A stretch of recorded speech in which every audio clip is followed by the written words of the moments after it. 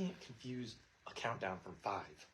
Good evening, Carol and Josh Jobbers. Did you get that? Mm-hmm. All right. Welcome to Tuesday. I'm here with Andrea in a killer sweater, John Sheeran killer t-shirt, and Kyle behind the camera, as always. Hi, Kyle. Hey. Superman's 80-page giant is number 193 because this is our episode number 193. We are going to introduce comic books that come out tomorrow on January 31st. So if you'd like anything, please claim it. Let us know your file name, and we'll put it in there happily. Only 2 small things to cover before we get to the new table. One, Late Night Comics in February, so next month is on February 15th, which is the third Thursday, because February starts on a Thursday, which is fun, and it's a leap year, so we get an extra day. Cha-ching. Yay. I like leap years. I don't know, there's no reason to. And then we have a new rec wall, which I mentioned last week, but we're constantly changing it. This time we got a bunch of reprints for the Energon universe, so you'll see a bunch of Void Rivals, 1 through 5s up here. Transformers will start getting restocked. We have Cobra Commander number 1s if you missed that Facebook post. And then we've got all these awesome recommendations from writers we love, characters we love, and people we love who are the staff. And we switch ours out all the time because we read new stuff all the time, and we want you to read it too. So come do that. Right? Yeah. Right. We have 2 first appearances this week. Getting there. Both from Marvel. Spider-Boy number 3 is the first appearance of a very adorable, awesome character named Toy Soldier. And Miguel O'Hara Spider-Man 2099 is an awesome first appearance of Man-Thing 2099, who looks rad. He's on one of the covers over here, and we'll get it's a Man-Thing. It is on the cover of one of over here, so we'll get to that in a second. But we're going to start at the bottom of the table with awesome Image stuff. First, a new previews. The Diamond previews comes with Marvel previews, DC previews, both free while we have them, too, as you're buying those books tomorrow. But pick up a previews for $4.99. You can see all of it. Reprinted from Image. Last week was Void Rivals number 1, but there that is. This week we've got 2, 3, 4, and 5. If you have not checked out this series yet, absolutely do it. It is the way that Image has introduced the Energon universe into their publications, right? Like Transformers, G.I. Joe, all of it combined in new, cool, fresh, fantastic ways. Spearheaded by Robert Kirkman's original sci-fi story, and he is, as always, a fantastic writer, so worth checking out just by itself. One other reprint we have from Image this week is G.I. Joe number 302, came out a couple weeks ago. Real American Hero, they reprinted that. So there it is. World Trees on number 7. This will be your cover A. We got cover B, and then this is the 1 in 10 variant, but we're doing it at cover price, so we'll call it cover C or 1 in 10 variant, whatever floats your boat. Speaking of the Energon universe, Duke number 2, probably my favorite miniseries in this whole reboot of stuff. It is good. Really fantastic new character appearances. If you're into G.I. Joe, you're probably already reading it, but you're going to get a lot out of this issue again. I feel like I'm going to say that about every issue.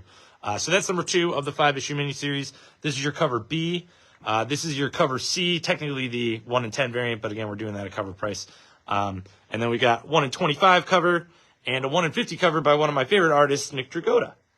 You can tell by the open mouths. It's a signature for him. Middle of the table gets us King Spawn number 30. So we're still doing... Oh, this is Sam and Twitch, because they're about to get a new miniseries, so they're reintroducing them. Philadelphia number 33 is kind of the Spawn universe tie-in or Image universe tie-in. I mean, it's got Spawn, it's got Savage Dragon, it's got vampires. Okay. Sweet. Eden Woods on number 4. And then, big thing from Image this week, Moon Man number 1. We're so jazzed about it because we went long on it. We knew that it was co-written by Kid Cudi. Yeah. There it is. We're going to have like a whole chorus of children singing and clapping. But Kid Cudi co-writes it, which like when musical people delve into different artistic systems, you kind of wonder. This is great. This is a great sci-fi book. Really cool concept. And the main character habitates in Shaker Heights. It is very Cleveland-centric. It is kind of like delving a little bit into modern Cleveland politics where like Amazon has moved into town and they employ a lot of people, and that's always kind of controversial. There's a fake company in this one that's not Amazon. They're listening. But Moon Man is a sci-fi story at heart. So that's really cool, but it is based in our town. So really good reason to come pick up number 1 for this one. Fans of hip-hop, fans of sci-fi, fans of Cleveland, you know who you are. grab this one. We're a fan. So Moon Man, really great book. I think it's a miniseries, but they didn't put an end on it. I didn't see anything like issue 1, so. Yep. We have 2 covers, cover A and the 1 in 25 variant, which is beautiful, especially after you read the book, because that is kind of a take on one of the scenes in there. The last thing from Image this week, and probably the last time I'm ever going to get to talk about it on the new comic table, the Deadly Class Compendium is the complete series of Deadly Class in one chunk package. It is arguably my favorite comic series ever written.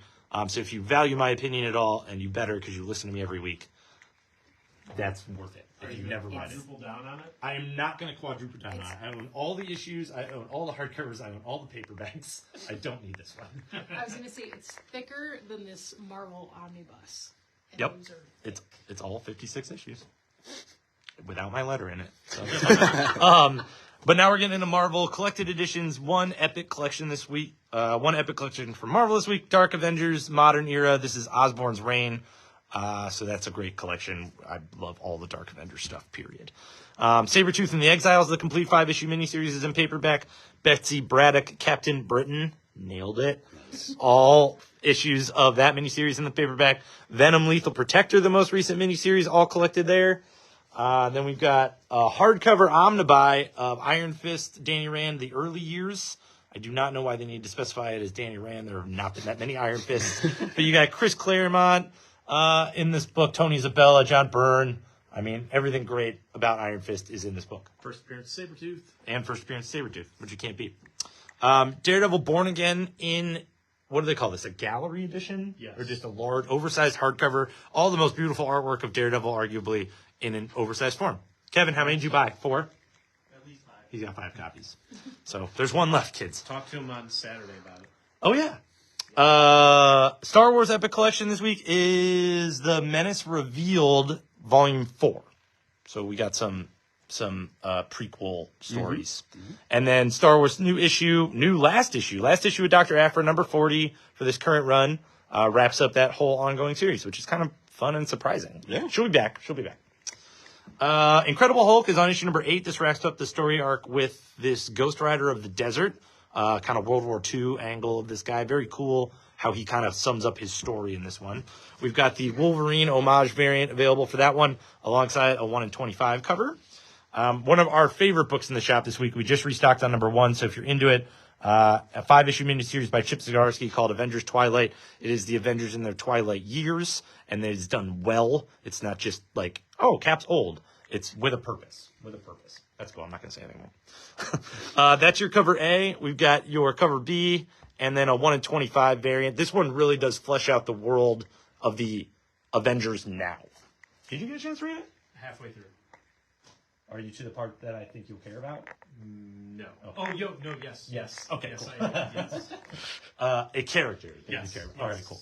Avengers, speaking of Avengers Inc. wraps up. This is number 5 of 5 for the miniseries. Next to it, what do you guess? Another Wolverine homage variant. This one's pretty cool. It is. You gotta admit.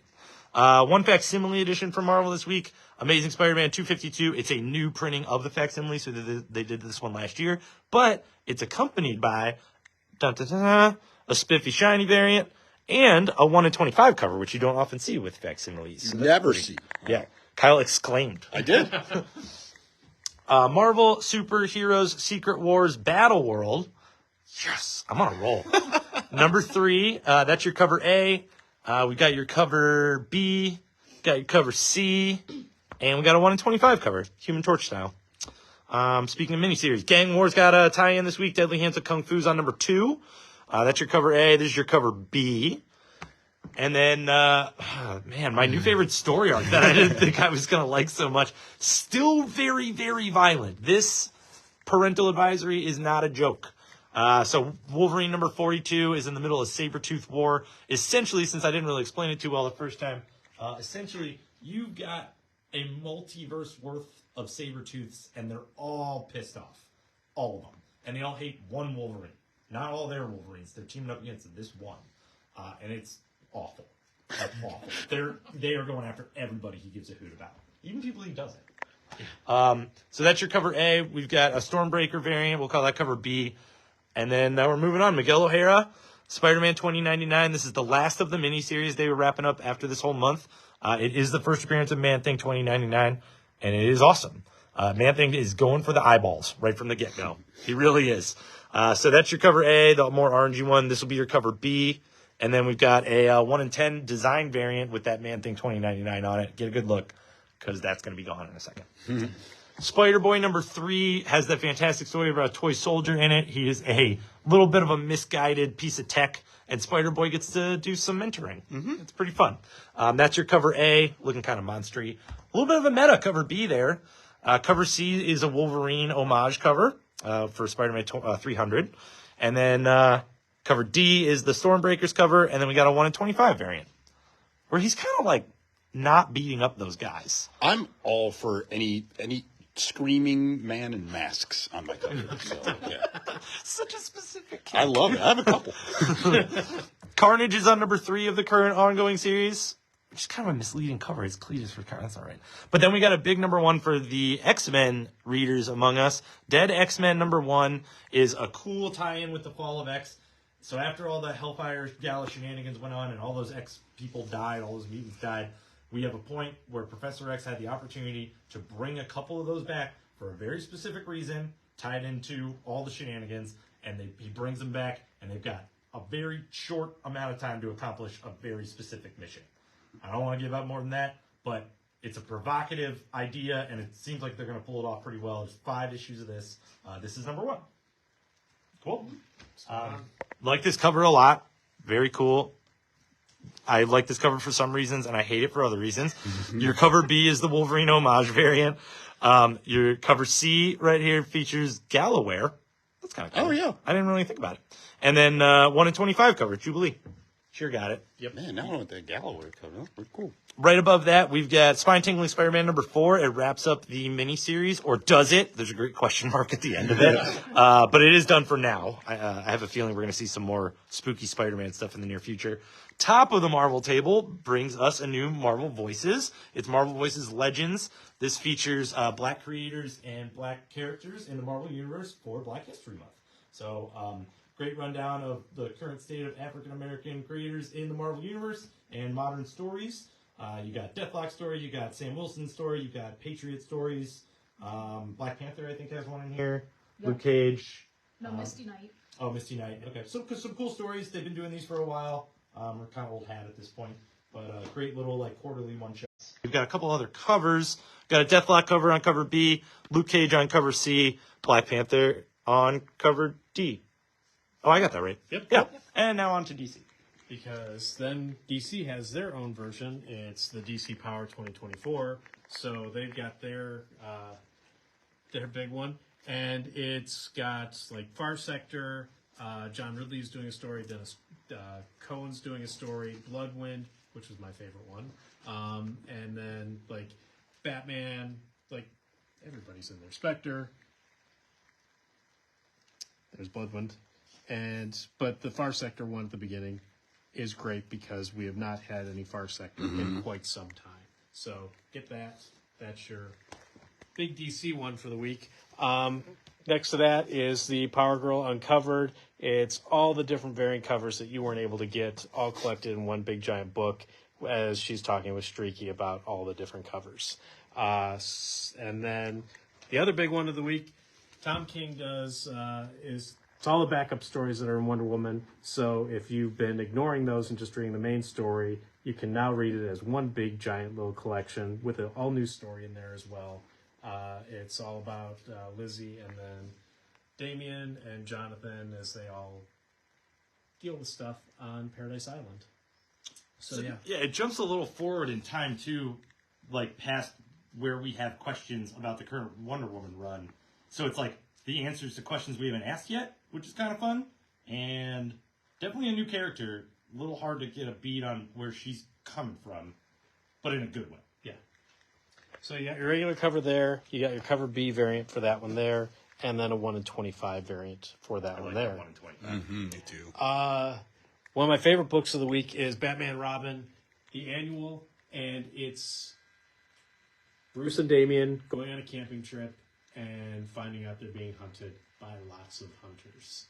and Damien is just like in his element. It's wonderful. It's great. It is a done-in-one story that is oversized in the best possible way. This is what you want from a Batman Robin story, all collected in an annual here.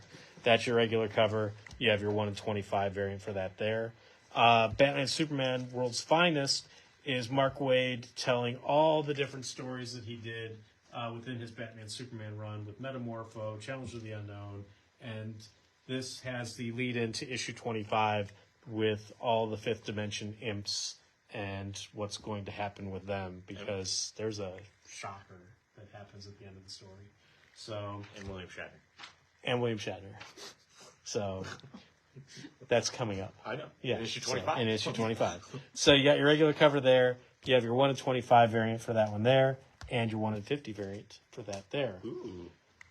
Alan Scott Green Lantern's on number 4, but next to that is Batman Off-World by Jason Aaron. Woo! And that Batman riding this wolf is awesome, and it's in the book, and it's worth every penny. If you haven't been reading Batman versus Aliens, you're missing out. It's a wonderful book.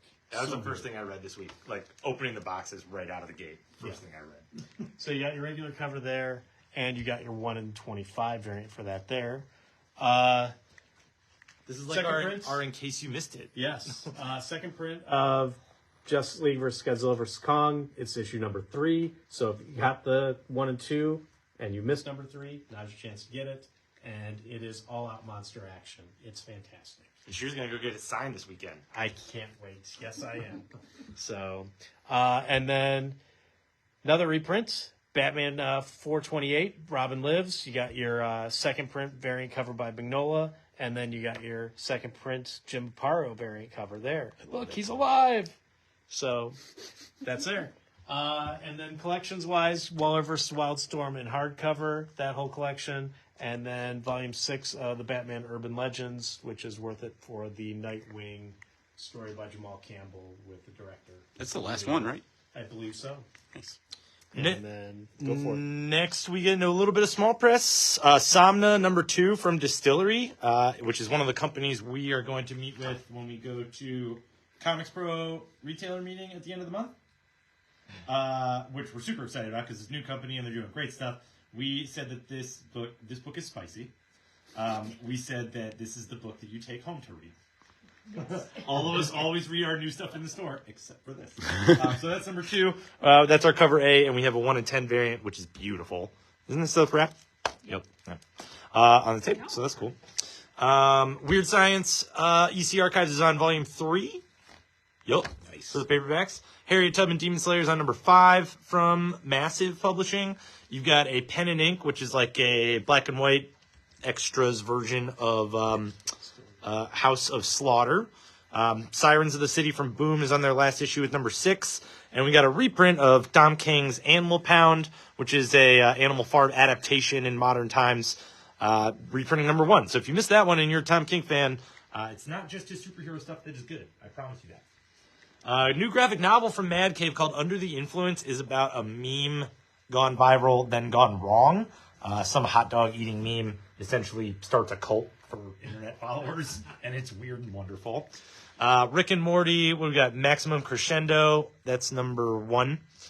Jill and the Killers was a really fun one this week. If you guys read Andrew's emails, this is a great one to kind of keep an eye on. It's going to be a mini series. I cannot remember how many, but essentially, Jill and her friends sign up for a murder box, like one of those like solve your own mystery kind of murder boxes, and instead of getting a fun one, they get a real case, and it has to do with kids in their town, and it gets very personal, and it's very interesting and fun, and uses Gen Z language that was entertaining to me, which is a nice way to say it. But Jill and the Killers is a great one to check out if you just want something new to read this week.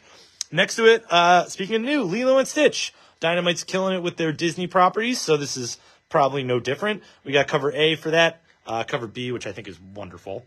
And below that, we got Age Matters is a new, can we call this manga? Yeah. Okay. It's a webtoon. Webtoons. That's right. Webtoons reprints. I do remember that. All right, cool.